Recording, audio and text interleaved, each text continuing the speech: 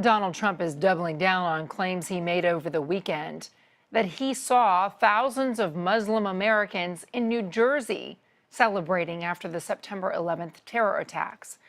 Trump first made the remarks at a rally Saturday and then stood by them Monday night at an event in Columbus, Ohio. During a speech recently, I said that I saw in parts of New Jersey, Jersey City, but parts of New Jersey, I saw people getting together and in fairly large numbers celebrating as the World Trade Center was coming down, killing thousands of people, thousands and thousands of people. People are still dying over what happened to the World Trade Center, and they're dying a terrible death. And I saw people, and I saw them on television, and I read about it on the internet, and I read about it. So they said, "Oh, we can't find anything, Mr. Trump." The reporters are calling all day, all night. They want to find out, did Trump make a mistake?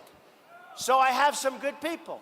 And they checked and they checked. And believe me, it's being cleared off, plenty of stuff. They don't like that, because that's not good for the liberal cause, right? But they don't like it. And lo and behold, I start getting phone calls in my office by the hundreds that they were there and they saw this take place. People. So one of my people comes in. This is a story from the Washington Post on September 18th, a week later, 2001. In Jersey City, within hours of two jetliners plowing into the World Trade Center, law enforcement authorities detained and questioned a number of people who were allegedly seen celebrating the attacks and holding tailgate style. Tailgate, you know what that means? Tailgate. That means football games, Ohio State, thousands of people in parking lots, on roofs. Tailgate is a lot of people. Tailgate's not two people. And holding tailgate-style parties on rooftops while they watched the devastation on the other side of the river. Okay? Washington Post.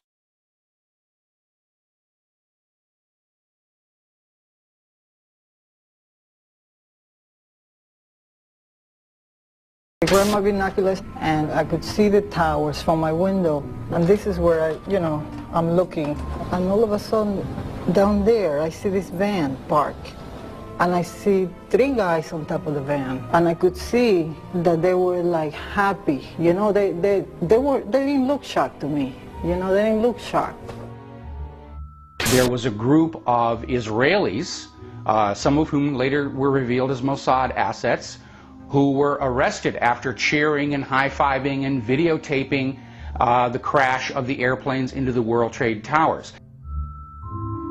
Several other men were detained after a van full of explosives was stopped outside of Manhattan. Earlier we had heard that an FBI spokesperson said that there was a report on the George Washington Bridge, which is another facility which you folks are responsible for policing, a report that there had been a van stopped there that had explosives. Asked this week about another sprawling investigation and the detention of 60 Israelis since September 11th, the Bush administration treated the questions like hot potatoes. I would just refer you to the Department of Justice with it. I'm not familiar with the report. I'm aware that some Israeli citizens have been detained. With respect to why they are being detained and the other aspects of your question, whether it's because they are in intelligence services or what they were doing, I will defer to the Department of Justice and the FBI to answer that. On March 6, 2002, a draft report from the DEA said it may well be an organized intelligence gathering activity. Despite all of this, all the Israelis were let go without any espionage charges being filed. Fox News anchors Brit Hume and Carl Cameron would do a 4-part investigation into these allegations in December of 2001 and yield stunning results. It has been more than 16 years since a civilian working for the Navy was charged with passing secrets to Israel. Jonathan Pollard pled guilty to conspiracy to commit espionage and is serving a life sentence. At first, Israeli leaders claimed Pollard was part of a rogue operation, but later took responsibility for his work. Now, Fox News has learned some U.S. investigators believe that there are Israelis again very much engaged in spying in and on the U.S. Since September 11th, more than 60 Israelis have been arrested or detained, either under the new Patriot anti-terrorism law or for immigration violations.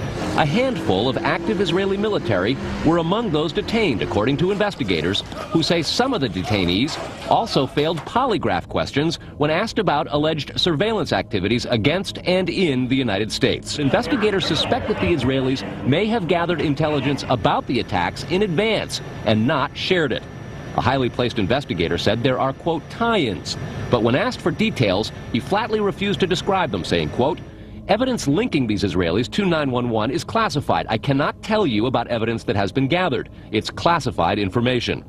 Now, when the FBI investigated, it quickly unraveled to be the largest foreign spy ring ever uncovered inside the United States, the largest. Even the Soviet Union had not been spying on the United States as much as Israel has been doing. So the FBI started to round up these spies. They started to arrest them very quietly, and they were about halfway through this process of rounding up this spy ring when 9/11 happened. Numerous classified documents obtained by Fox News indicate that even prior to September 11th, as many as 140 other Israelis had been detained or arrested in a secretive and sprawling investigation into suspected espionage by Israelis in the United States. Investigators from numerous government agencies are part of a working group that's been compiling evidence since the mid-90s. These documents detail hundreds of incidents in cities and towns across the country that investigators say, quote, may well be an organized intelligence gathering activity. The first part of the investigation focuses on Israelis who say they are art students from the University of Jerusalem and Bezalel Academy.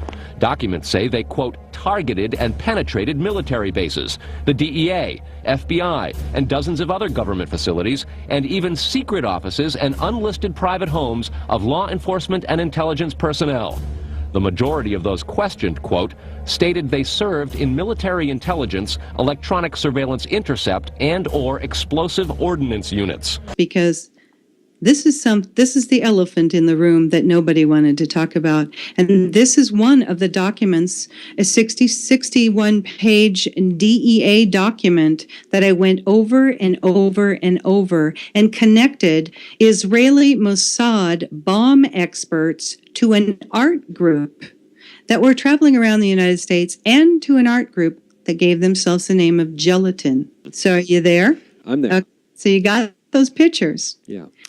You're looking at those pictures. Those are some Israeli art students that came from a foreign country, and their art project was called B-Thing. They called their team the Gelatin Group.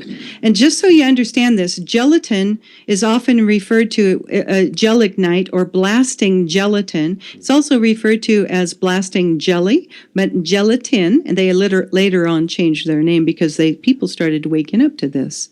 So they named their name Gelatin. They called their art project the B-Thing, and you will see on the left-hand side a photograph of the title page of their book. And what the B-Thing was, there was a group called the Lower Manhattan Cultural Center that was renting the 91st floor or allowed to live on the 91st floor. These foreign art students, and some of them were connected to a group of traveling art students that were all over the country that the DEA found out about because they were going door to door to some of their agents' homes and their offices. And some of the offices were not public locations. So they were like, who are these people? There's Israeli students trying to sell us art. This was just a smokescreen. So you wouldn't go to where we're about to go. Now, the guy in the pink shirt, he's on the top right-hand side. Yep. Kind of a pink shirt on. He has repelling gear on. Yeah. They removed a window. This was their art project. They put a wooden balcony out, and they had photographs taken via a helicopter that was rented by their sponsor from the Lower Manhattan Cultural Center. And that particular gentleman also had a big party to celebrate this event, and he rented part of the top floors of the Millennium Hotel. You'll remember that from 9/11, and who was there, the Bush relative, and took pictures and had a big champagne party watching this, okay? Look behind the gentleman in the pink shirt. You're going to see two big bold numbers. It says BB 18. Those are fuse holders. Now look at all three pictures and look at how many boxes of plastic fuse holders that can be used for remote control demolition. And ask yourself, why would art students from Israel and Austria be having thousands of fuse holders? This building was built in the early 1970s. They weren't electricians. They weren't redoing all of the electricity in that building. Why would Israelis spy in and on the U.S.? A General Accounting Office investigation referred to Israel as Country A and said, quote, according to a U.S. intelligence agency, the government of Country A conducts the most aggressive espionage operation against the U.S. of any U.S. ally. The document concludes, quote, Israel possesses the resources and technical capability to achieve its collection objectives. What about this question of advanced knowledge of what was going to happen on 9/11? How clear are investigators that some Israeli agents may have known something? Well, it's very explosive information, obviously, and there's a great deal of evidence that they say they have collected. None of it necessarily conclusive. It's more when they put it all together. A bigger question, they say, is how could they not have known? Almost a direct quote, Brett. It is now apparent that this intelligence ring was inside the U.S., had prior knowledge of 9/11, and had a classified role in 9/11, which officials refused to discuss. It was also able to penetrate U.S. intelligence agencies and secret offices, yet all were released. This is very important stuff because it speaks to the premeditation of this horrible false flag. And just before anyone wants to jump down our throats for being quote-unquote anti-Semitic, please let me read the Mossad motto to you all if you're not familiar with it. By way of deception, thou shalt do war. Okay? So these Israeli art students, some of whom had ordnance or bomb-making skills or experience, according to that DEA document, these Israeli art students had access to the Twin Towers in the 4 years leading up to 9/11. Now, guys, it wasn't Osama bin Laden's crew. It wasn't a group of Muslims that had this unfettered access. It was these Israeli art students. Now, I want to read this from markdotzler.com. I didn't know Mark's site existed, and I didn't know these images were on his site. When we spoke, you woke me up to it. I want to read this one paragraph. Mark writes, I want to call your attention to the artist groups E-Team and Gelatin, who were selected to be part of the Lower Manhattan Cultural Council. Worldview's Studioscape programs that allowed them and other artists to work and live in the World Trade Center in the 4 years leading up to 9/11 on different floors, including 91 and 92 of the North Tower. Additionally, they were given 7-day-a-week construction access to the World Trade Center that allowed them to freely move all sorts of materials in and out of the complex. The E-Team lit up with 127 illuminated windows on March 2001, which is the exact hit zone, the kill zone of where the first quote-unquote plane hit the first tower, the North Tower. These pictures are astounding, Rebecca, and then I want to get into these sketches that these monstrous students drew because it speaks to the premeditation and psychopathy of these individuals. Now, can you imagine, guys, being part of a group that had premeditated this event, knowing that people were going to jump out of those buildings? Let's go back to the pictures. The bee thing. These guys wanted to build a balcony, and they did their book about the balcony that they were building outside the tower. This was all an excuse to be there, and here's a sketch of the balcony, and of course the real balcony didn't look quite like this sketch. And then we get into the really horrifying premeditation. Look at this picture. They show a figure jumping from the balcony, and they write 300 meters of pure pleasure with an arrow pointing down. And then in the next image, we see New York in the World Trade Center in pristine condition. It says, very amazing building outside, very depressing building inside. And then the arrow pointing to what looks to be the World Trade Center tower in absolute distress and in the process of being destroyed. And it says, depression inside, pointing down, reminding me of the depression you'd see in the eye of a hurricane, right? Some sort of technology used to cause the implosion of these towers. So it says depression inside, Amazement outside, of course, as the world watches. And below that it says architectural analysis sketch of this tower in turmoil. There's more here, and I do want to cover it all. So if you don't mind, Rebecca, I'm going to just read a few more of these because they're horrifying. People, let's look at this sketch. The Twin Towers, right? And there's a circle in one of the towers where their balcony was. And here's a sketch note that reads, "Last chance to open a parachute." Below the towers, here's a sick one, an arrow pointing to an area below the towers, one of the levels below the towers, saying, "Chambers for SM lust." I would imagine that means sadomasochistic lust. So much to review in this particular sketch. It kind of defies belief that they would have sketched these at all.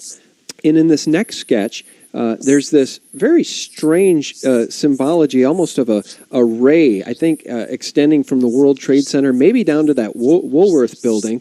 And that was something else that you woke me up to in the last interview, Rebecca. I had no idea that there was activity coming from the Woolworth building. And when you mentioned that, I went to YouTube and I searched out some videos of what does appear to be some sort of missile or some device being shot from the Woolworth building toward the Twin Towers. The men who were detained due to the report they were taping the first plane crash and then celebrating and joking about it actually went on television and admitted it was their job to record the attack.